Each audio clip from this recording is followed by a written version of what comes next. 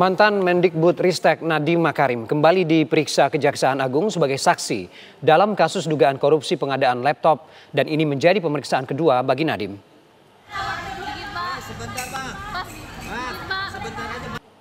Nadiem tiba di kantor Kejaksaan Agung Jakarta pada pukul 9 pagi didampingi tim kuasa hukumnya.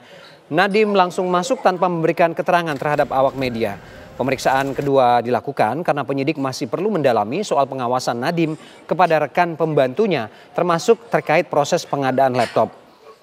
Dalam pemeriksaan pertama pada 23 Juni 2025 lalu, meski sudah diperiksa hingga 12 jam, Nadiem dan kuasa hukumnya tak banyak bicara terkait pemeriksaan tersebut.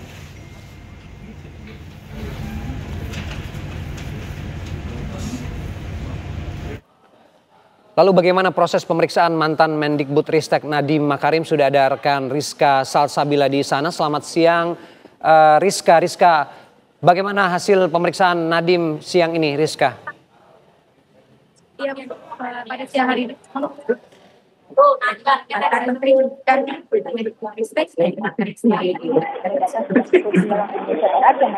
Hingga pukul 11.20 ini memang masih melakukan proses pemeriksaan. Dimana tadinya Nadiem datang bersama dengan sejumlah kuasa hukumnya termasuk Hotman Paris di KPK untuk menjalani pemeriksaan penyidikan tim Kejaksaan Agung terkait dugaan tindak pidana korupsi dalam pengadaan laptop Chromebook di Kemendikbudristek pada periode 2019-2022 pada masa Nadiem menjabat. Sementara itu merupakan pemeriksaan kedua Nadiem, yang mana sebelumnya Nadiem menjalani pemeriksaan pertama selama 12 jam pada tanggal 23 Juni lalu, yang mana dalam proses penyidikan ini jaksa menduga adanya perubahan kajian teknis pengarahan pemilihan Chromebook sebagai perangkat utama dalam program digitalisasi pendidikan periode 2019 sampai dengan 2022 mengganti rekomendasi sebelumnya yang mendukung Windows, yang mana sekitar 1.000 unit Chromebook diuji coba pada 2019 lalu dinilai tidak efektif. Oleh karenanya tim teknis awalnya merekomendasikan Windows sebelum berubah arah pada pertengahan 2020, yang mana total anggaran dalam pengadaan ini mencapai sekitar 9,9 triliun rupiah, yang mana dari dana satuan pendidikan dan juga dari dana alokasi khusus. Yang mana dari proses penyidikan kasus ini sendiri memang belum ditetapkan tersangka hingga hari ini, yang mana kasus ini sendiri sudah mulai menaiki dalam tahap penyidikan sejak 20 Mei 2025 lalu.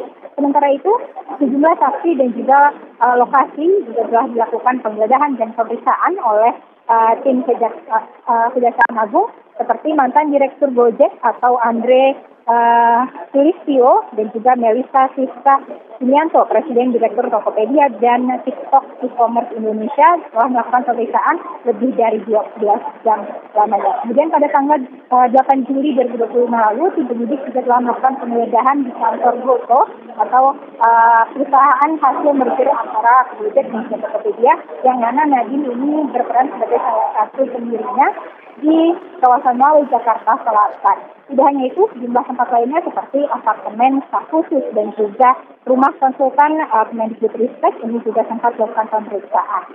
Dan untuk pemeriksaan hari sendiri difokuskan pada konfirmasi data dan juga bukti dari hasil penggeledahan yang dilakukan oleh tim penyidik di kantor Goto, yang mana dari hasil penggeledahan tersebut sejumlah barang bukti seperti dokumen fisik, kemudian alat elektronik ini juga telah disita. Dan yang mana nantinya hasil dari pemeriksaan ini juga akan digunakan untuk melengkapi berkas perkara dan dapat menjadi dasar untuk mengambil tindakan selanjutnya dalam proses penindakan di kasus pengadaan Chromebook. Sementara itu demikian.